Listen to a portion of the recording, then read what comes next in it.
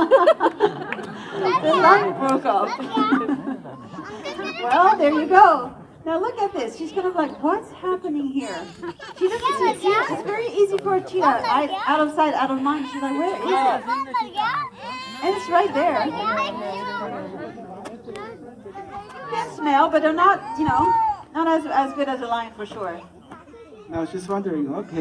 That by you coming over here today, seeing those beautiful animals running right in front of your eyes, you want to know a little bit more on how you can help the conservation of the species in the wild. So, without any further, everyone look to your left, and we have our first cheetah, Nazik.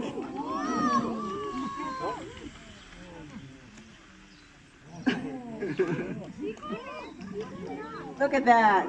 Good job, Nazik. Very good. You guys can give her a round of applause. Well, she's Nazik, like Miss Morgan said. She's a female, and she's like 5 years old here at ALAIN ZOO. Right, so she's an adult already, full grown-up female. Pretty fast, isn't it? So right now we're going to give her some time. She's, she just caught that lure, that prey. She's chewing on it. And then at some point, right now, she's giving some attention to Nathan, the trainer. She might go back to the lure, or she might follow him.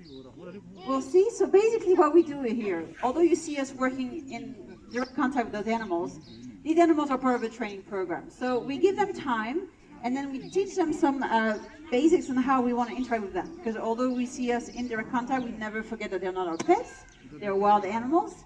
And they learn how to interact with us, and we learn how to set up boundaries for everybody.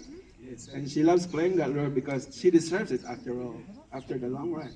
Exactly. So our training is based on what we call operant conditioning or positive reinforcement. I don't know if those are words that you're familiar with, but it's not much different if you were at home with your dog. So for example, we want her to go to the back. So Nathan reinforces when she leaves the lure, and now she goes back to the lure, which is what she wants to at that moment, which is totally fine. So we're just going to ignore that and let her play with what she wants to do. And when she does the correct behavior, which is going towards Nathan, she's going to get a reward, and then another reward, all the way up to the fact that she gets to the back. And that is how she's going to learn, by making the difference between one way or another. Either I get to choose the lure, or I get to follow the keeper. Yeah, and you hear that sound? That is a whistle. That's a whistle. Whistle. So the whistle, what is this? Well, that whistle is, we are using this one as part of our training, and what we are using here, the techniques, is the positive reinforcement.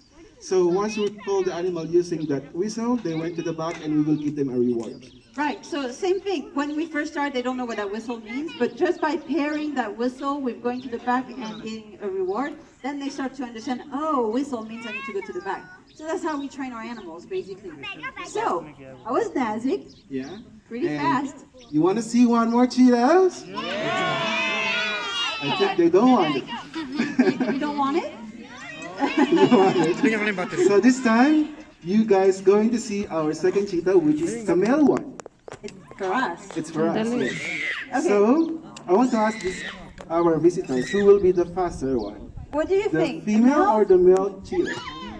Female. No. Who said male? Come on, very good. The female, of course, ladies. Help me here. Okay. There's no really a difference between a male and a female. They run both really, really fast. Mentality-wise and personality-wise, when we work with them, we definitely see a difference. The females are really, really they're keen on wanting that prey. Again, in the wild, they raise their cubs alone, so they have to have the mentality of the survival mode, basically. Exactly. So you might see for us taking a bit more of his time. But he's very smart too. He knows that sometimes he just needs to stop and wait for the lure to come back. So then we put the lure a little bit closer to the room, to the gate actually, and then we're preparing the last few things before he comes out. I don't know if you can hear the gates in the back. We have animals in the back, so we're switching them back and forth. And what happened is after they're done with the run, they go onto the exhibit. So if you guys want to do and see those animals again after the run, you can walk around and you can observe the animals on their own exhibit on the other side. All right. Okay, without any further ado, Miss Morgan, no. Here's our second cheetah. Let's look at Firas. Look at this.